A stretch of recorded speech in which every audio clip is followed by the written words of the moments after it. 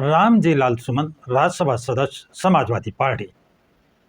राज्यसभा में एक राणा सांगा से संबंधित जो बयानबाजी की है, जो स्टेटमेंट दिया है, उससे अच्छे खासे विवादों में आ गए हैं।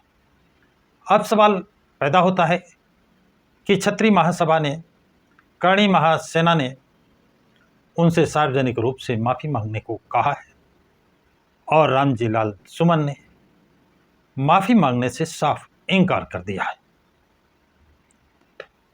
तो विवाद बढ़ना स्वाभाविक लगता है, स्वाभाविक है भी, क्योंकि भावना आहत होने का मामला बन गया है। यद्यपि उस कार्रवाई का हिस्सा राज्यसभा के कार्रवाई से निकाल दिया गया है, लेकिन इसके बाद कोई विवाद नहीं होना चाहिए। फिर भी दोनों तरफ से, कर्णी सेना की तरफ से और प्रदर्शन हुआ, समाजवादी पार्टी की तरफ से भी प्रदर्शन।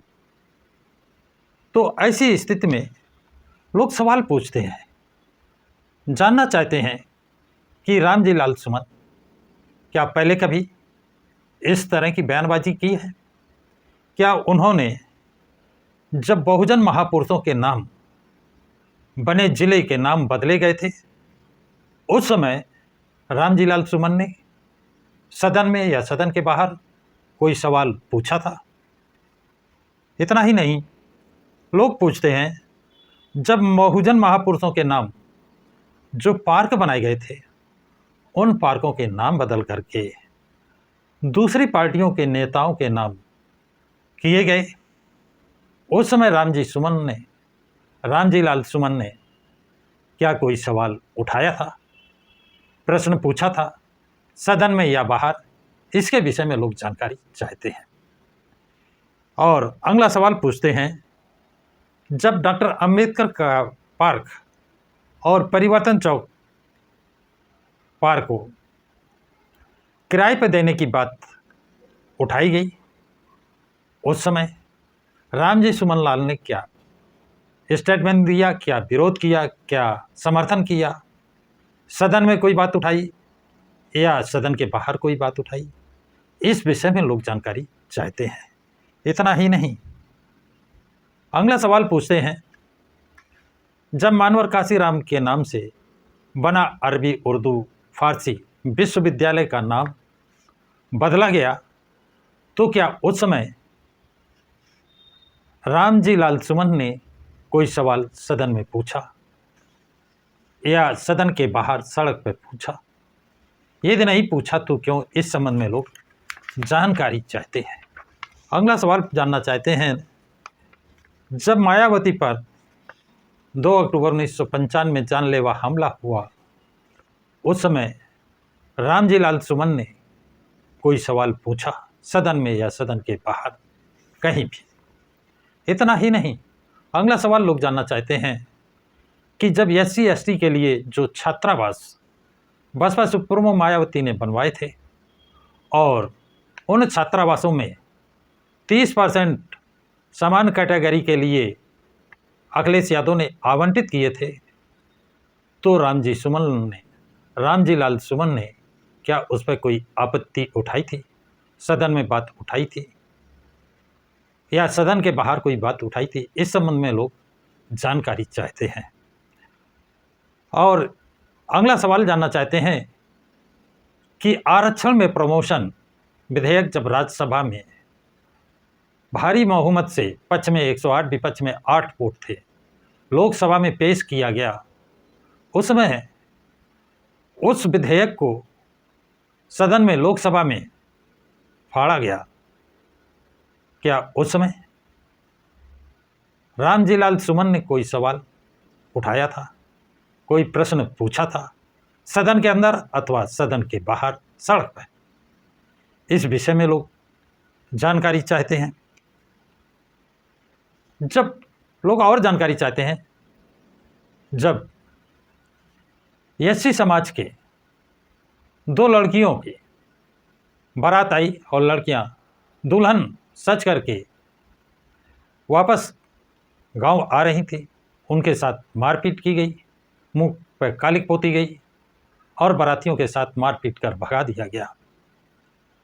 क्या रामजी लाल सुमन ने उस बात को सदन में उठाया था, उस पर सवाल पूछा था, सदन में सवाल पूछा था, या सदन के बाहर उस पर सवाल उठाए थे?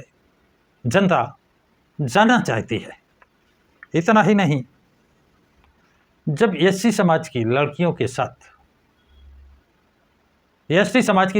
साथ बलात्कार होता है, उनकी हत्या होती है, ऐसे में कोई सवाल सदन में रामजी लाल सुमन ने पूछा है, आवाज़ उठाई है, सदन के अंदर अथवा बाहर? इस संबंध में लोग जानकारी चाहते हैं।